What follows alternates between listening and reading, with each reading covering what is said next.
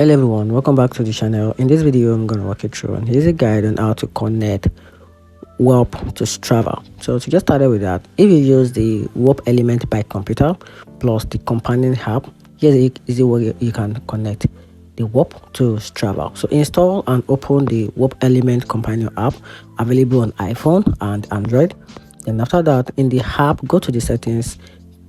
Then from there, click partner integration or the third-party service, tap the Strava.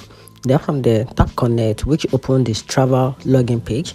Then log in to your Strava account, then authorize the Warp to connect.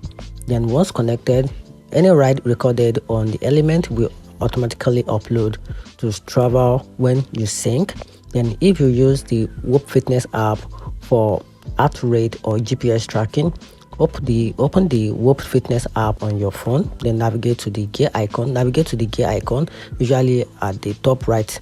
Then tap the connection button, then tap Strava, then hit the connect button, then sign into your Strava and allow the connection. So when your workout log into your Warp Fitness and now sync to Strava automatically. And that's how you can easily connect your Warp to Strava. Hope you find the video helpful. Turn on the notification button and subscribe for more. Thanks.